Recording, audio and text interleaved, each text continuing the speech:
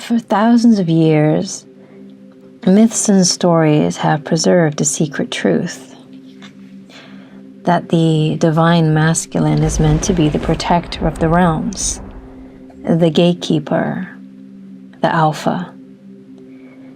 And in Predator Badlands, we see this archetype play out in a modern cinematic form.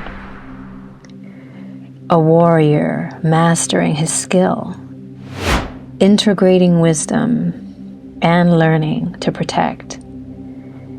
And today, we're going to break down how this reflects history, mythology, and even our modern society, and what men can do to reclaim this sacred role.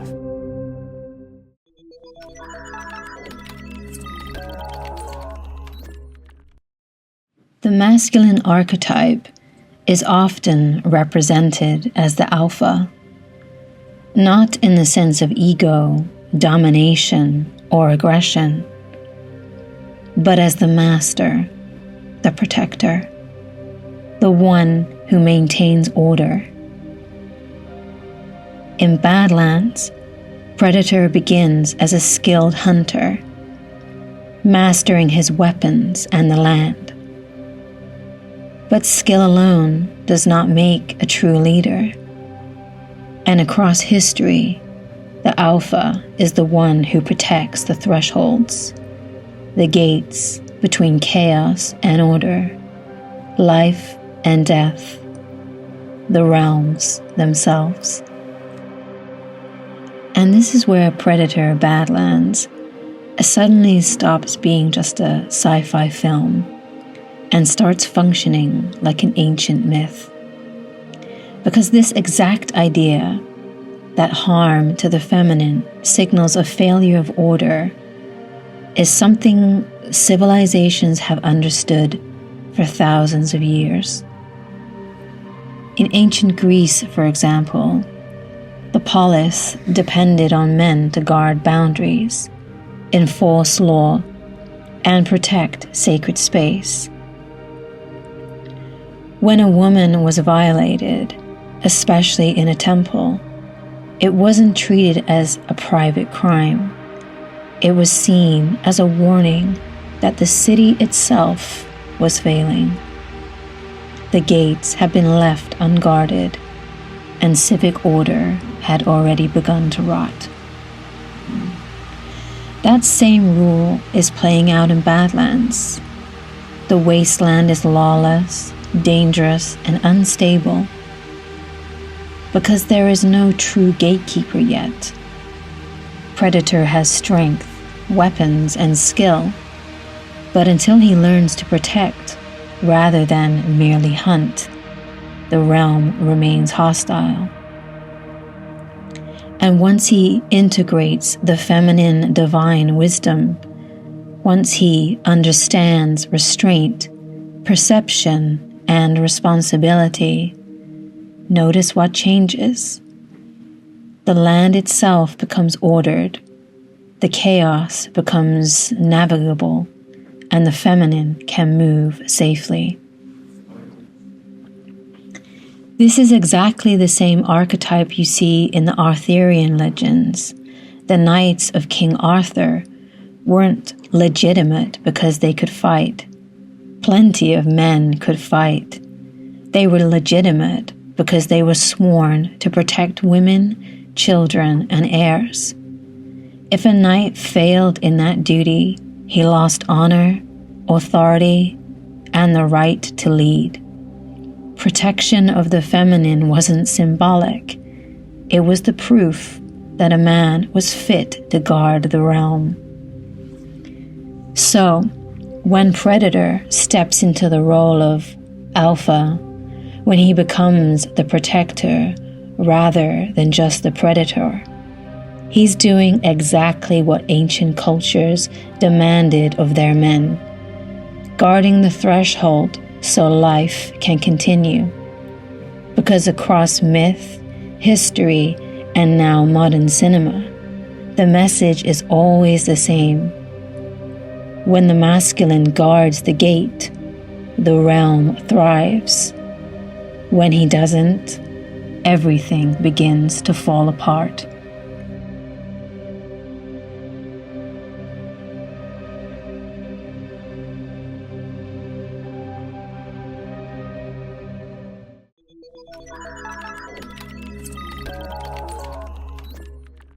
The wasteland in Badlands is more than a physical space.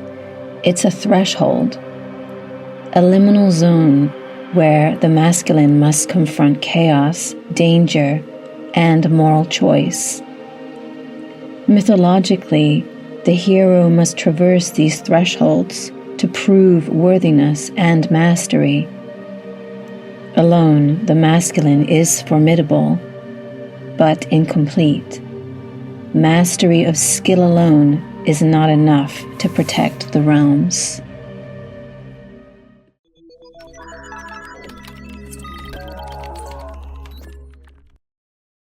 The feminine is the teacher, the knowledge bearer, and the intuitive guide. In Badlands, Thea represents this archetype. She teaches the predator patience, perception, and emotional intelligence, the missing element of his mastery. Only when the masculine integrates the feminine can he act as a true protector. And mythically, this mirrors stories like Athena and Zeus, Isis and Osiris. The feminine empowers the masculine to act wisely and justly. And there's a visual choice in Badlands that's doing far more work than it seems at first glance. Thea isn't walking beside Predator. She can't. She has no legs. She exists only as a torso, and that matters symbolically. She's not moving through the wasteland by force or speed. She's moving through it by knowledge, perception, and guidance. And also the way she's carried is crucial. The vines aren't restraints, they're straps, taken directly from the land itself.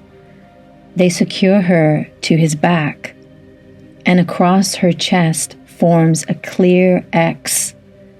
The X has long been symbolized as the feminine principle, the crossing point, the womb, the place where life enters form. But at the same time, because she's carried as a torso strapped to the predator's back, those same straps resolve into a Y shape. If you look at them in relation, they form the Y, the masculine symbol, the path that splits and moves forward. So visually, you have both symbols present at once, the X of the feminine carried at the center of the Y of the masculine, not separate, not opposing, but integrated. And if you look further, where is Thea positioned? At his spine, the place of support, the place of alignment. She's not steering him from the front, and she's not trailing behind either. She's informing his movement from within. He advances through the wasteland with strength and direction, but that direction is now guided by feminine knowledge. And this is why everything changes after this point. His weapons become more intelligent. His traps become organic. He stops fighting the land and starts using it. This isn't dominance, it's integration. The masculine doesn't lose power by carrying the feminine. He gains mastery. And that's the moment he stops being just a predator and starts becoming something older, something archetypal, a guardian of the realm.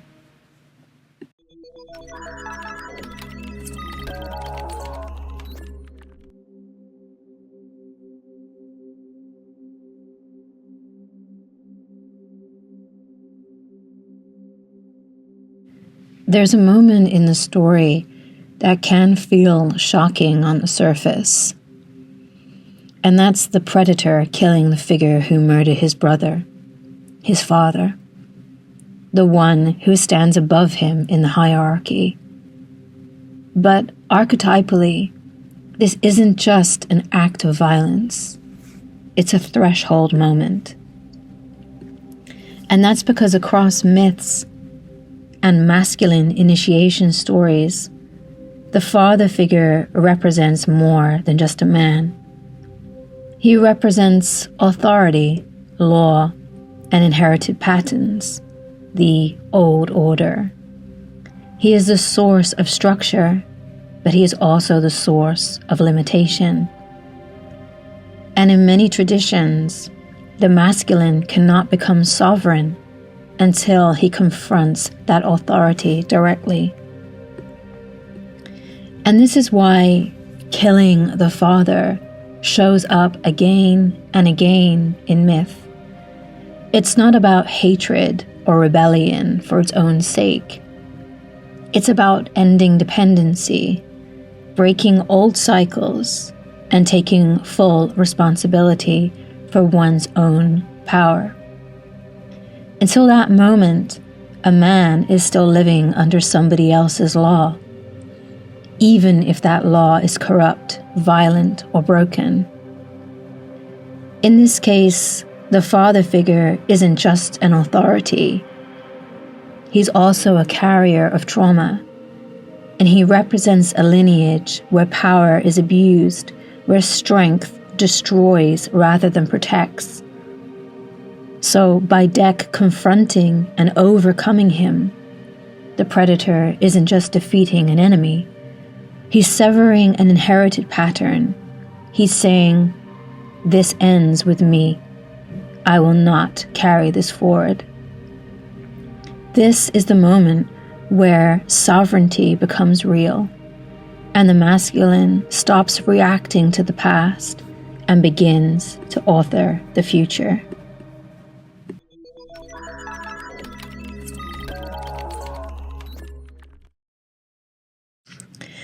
But there's another layer here, and it's just as important. This authority figure didn't only stand above him, he killed his brother. And symbolically, that changes everything. In ancient cultures, the bond between brothers wasn't just emotional, it was structural. Brothers represented continuity, alliance, and the future of the tribe. So, when a brother is murdered, it isn't just about a personal loss.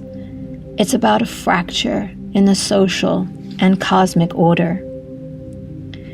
So, when the predator confronts the one who killed his brother, this isn't simple revenge. It's restoration. He's responding to a wound in the fabric of the realm itself. Across myth, the true alpha doesn't ignore broken bonds, he answers them. And he restores balance where order has been violated. And this is why vengeance in mythic terms isn't about rage. It's about justice, about rebalancing what was thrown out of alignment. The masculine, when properly orientated, doesn't seek destruction. He seeks equilibrium. By avenging his brother, the predator isn't clinging to the past. He's closing a wound. He's reasserting that kinship, loyalty, and protection still matter. And only after that balance is restored can he fully step into the role of protector, not just of himself, but of the realm. This is the difference between a predator driven by anger and a guardian acting from responsibility. One destroys endlessly, and the other ends the cycle.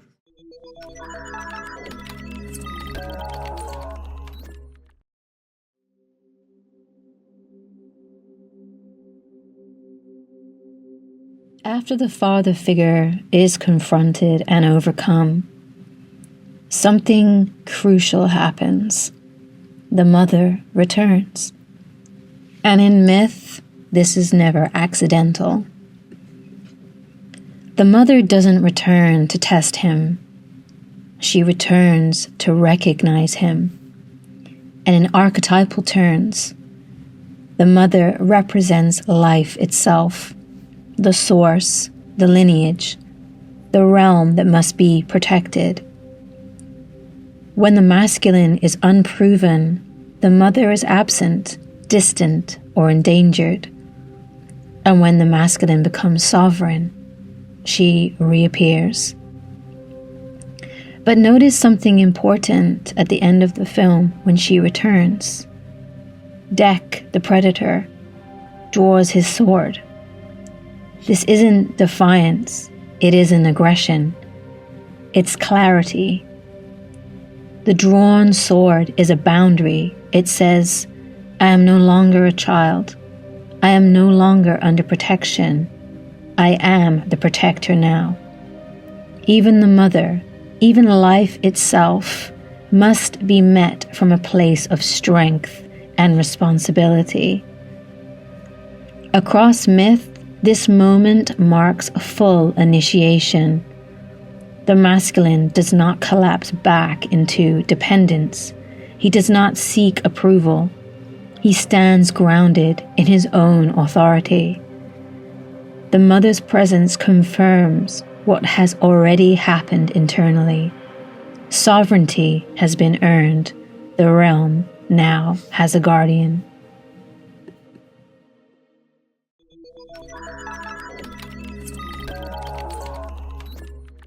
And that brings us to our conclusion. That Predator Badlands is more than just a sci-fi action story. It's a modern myth, a blueprint for the divine masculine. That true strength is not domination, it's protection. That true mastery is not solitary, it's integration. And that true leadership is not self-serving, it safeguards the realm and the feminine. And if men reclaim this archetypal role as gatekeepers, as protectors, and as responsible alphas, our societies, families, and futures will be stronger, safer, and whole once again. So, until next time, protect the realm, honor the feminine, master yourself. Thank you for listening. Share, like, and please subscribe. It really helps us grow our channel. Till next time.